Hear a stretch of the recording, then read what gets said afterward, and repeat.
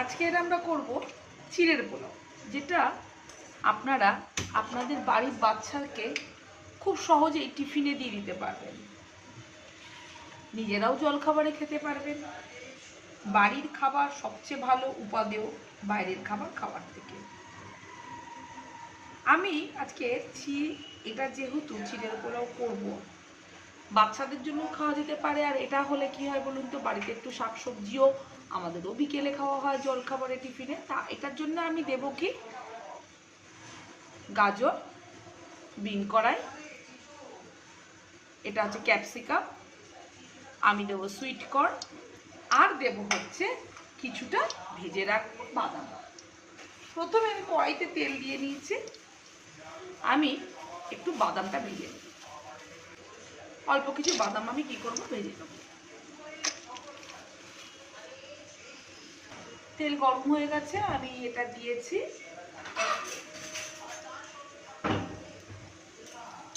আমি এটাকে একটু ভেজে নেব, বাদামটাকে ভেজে নেব। চিড়ের পোলাও রান্নাটা খুব সহজ, এটা সবার ঘরে ঘরে হয়। আমি আপনাদেরকে নতুন করে দেখালাম, একটু নতুন রকমের সবজি দিয়ে দেখালাম। এই সবজিগুলো সবাই ব্যবহার করে।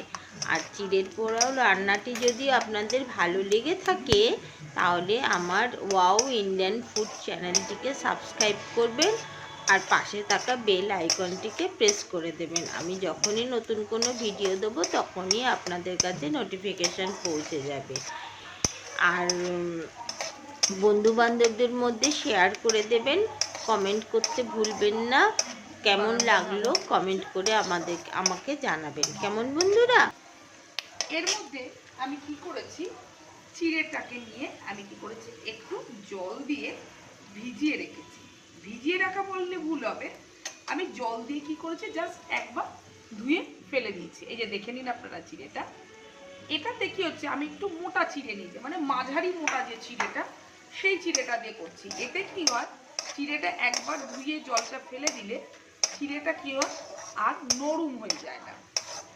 চিড়েটা ধুয়ে ফেলে দিলে একটু মাঝারি মোটা চিড়ে নিলে কি হয়, যেটুকুনি জল চিড়ের গায়ে লেগে থাকে সেই জলটা চিড়ে টেনে নেয়, চিড়েটা ঘাটেও না, অথচ চিড়েটা নরম থাকে।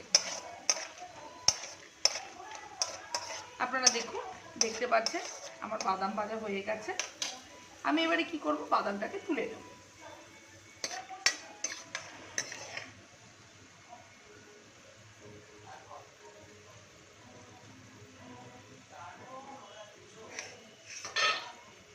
এবারে আমরা এই তেলের মধ্যে একটুখানি দিয়ে দেবো একটু শুকনো লঙ্কা আর একটু গরম মশলা গুঁড়ো, আর দেবো একটুখানি জিরে। জিরেটা দিলে জানেন তো, গন্ধটা একটা খুব সুন্দর একটা গন্ধ আসে।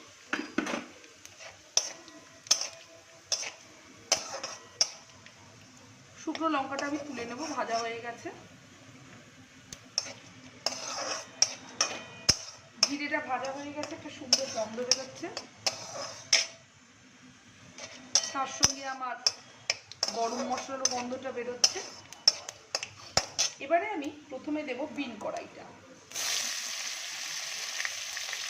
এবং বিন কড়াইটা একবার একটু নেড়ে নিয়ে একটুখানি এটা হোক ততক্ষণ। আপনারা কিন্তু আঁচটা কমিয়ে ভাজবেন। আমার এটা ভাজা হয়ে গেছে অনেকটা, যতটা চেয়েছিলাম। এবারে আমি গাজরগুলো দিয়ে দেবো। আমি কিন্তু এবারে গ্যাসের ফ্লেমটা জোরে করে দিয়েছি। দিয়ে দেবো নুন। আপনাদের স্বাদ এবং পরিমাণ মতো নুন দিয়ে দেবেন। আমি নুনটা দিয়ে দিই। খেয়াল রাখবেন আপনারা কিন্তু চিড়ে কতটা নিয়েছেন তার উপরে এবং সবজি আনাজের ওপর ভিত্তি করে নুনটা দেবেন। এবারে আমি এর মধ্যে সামান্য একটু হলুদ দেবো, যাতে পোলাওয়ের মতন একটু হলুদ হলুদ আসে।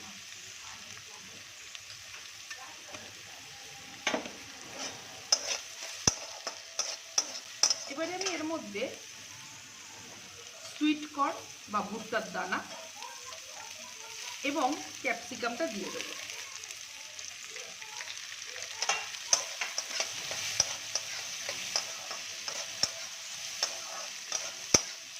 আঁচে থাকবে।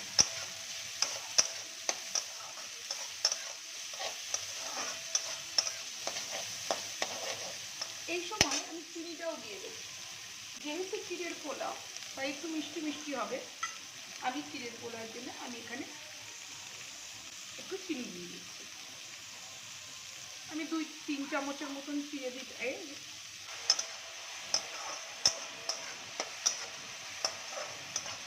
এই রান্নাটা না 10 থেকে 12 মিনিটের মধ্যে হয়ে যায়।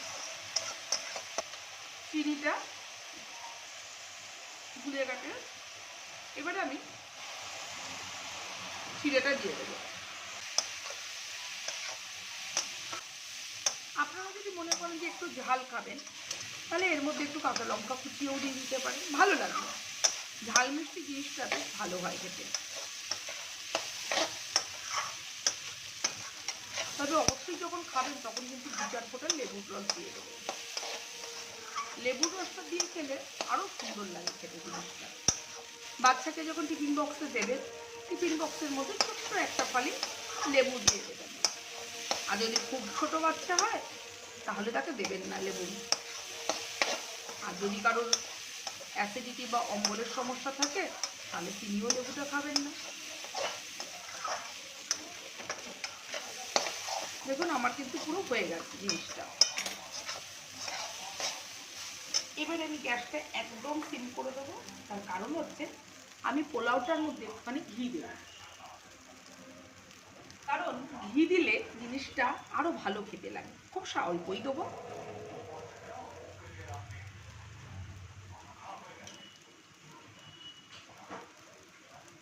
জানেন তো একটা সময় বলা হতো এই যে ঘি নাকি খেলে কোলেস্টেরল হবে বা আরো বিভিন্ন নানা ধরনের মানে শারীরিক সমস্যা হবে, কিন্তু এখন বিজ্ঞান বলছে ঘি খাওয়াটা হার্ট এবং ব্রেন দুটোর পক্ষেই কিন্তু বেশ কিছুটা অনেকটাই ভালো কাজে দেয়।